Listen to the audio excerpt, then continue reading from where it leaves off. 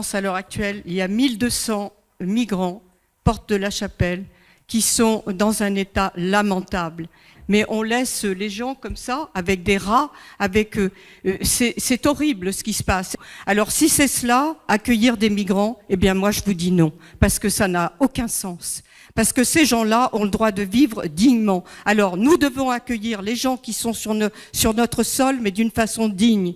Et si on ne peut pas en prendre plus, on n'en prend pas plus. J'ai pourtant rencontré des jeunes migrants revenus chez eux, parce qu'il y a des gens qui reviennent aussi, qui partent et qui reviennent par exemple de Libye, entre autres des jeunes femmes qui ont été des esclaves sexuels, des esclaves tout court, au niveau des jeunes hommes, et ils reviennent dans leur pays. Ce qu'il faut faire, c'est un plan Marshall pour l'Afrique.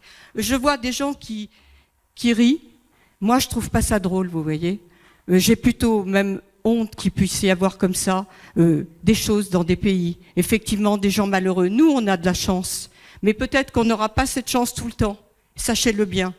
Et donc, je crois qu'il faut bien réfléchir à ce que nous faisons. En tout cas, pour la période 2014-2020, l'Union européenne consacre environ 30 milliards d'euros pour l'Afrique subsaharienne. Et je précise quand même que c'est l'argent des Français, puisque nous sommes contributeurs nets à hauteur de 10 milliards annuels.